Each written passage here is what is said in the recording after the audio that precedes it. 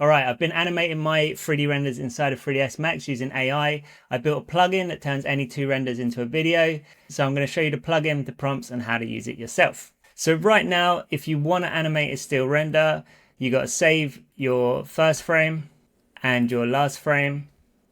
And then you head to your platform, you upload your first frame, you upload your second, you write your prompt here, you hit submit.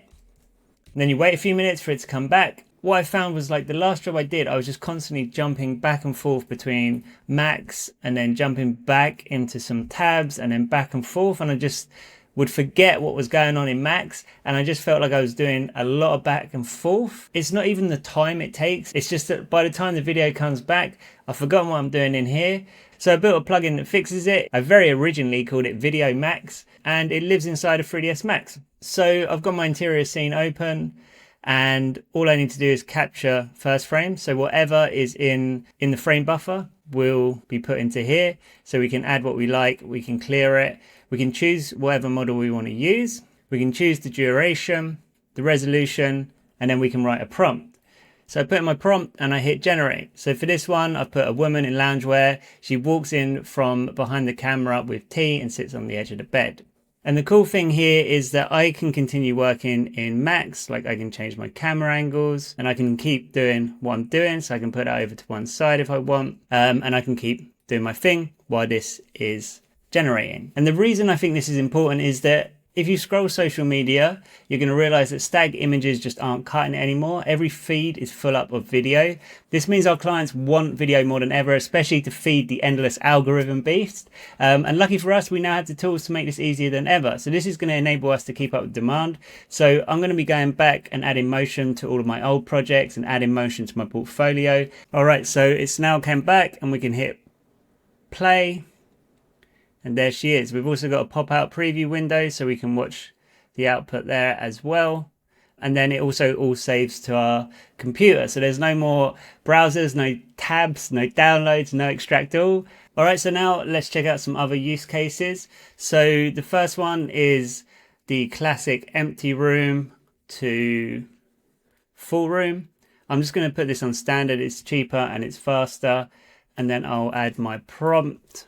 I'll put all these prompts in the community, which if you're not in there, it's free. It's the place to be. We're making tools like this. We're talking 3D. We're talking clients. There's no reason why you shouldn't join. And there is our result. And that took the same amount of time as it would take for you to find your Kling password. We can also just right click and clear these.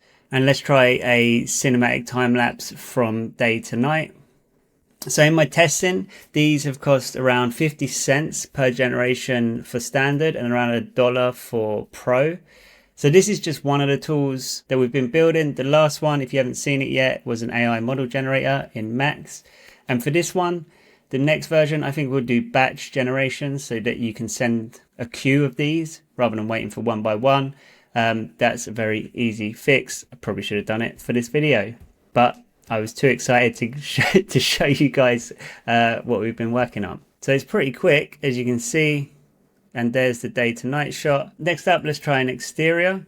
So just a time lapse with very subtle tree movements and static cameras. Take a look at our day to night time lapse. Let's try a different angle of the exterior.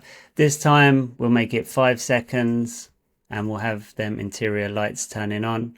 So we'll hit generate. So what's also cool about this is it just saves directly to the computer. So we can just open up the folder and find our first frame, last frame, and video. All right, and that one's done. Obviously, if you've got like a first frame and a last frame that you want to use, you're going to have a lot greater control over this. So let's make this one 5 seconds. Generate. So you can see we've got a lot more control over that. And here are a few more examples. And if you want to be in the community figuring out which AI tools are worth your time and which are noise, then come join the #1 3D artist community on School.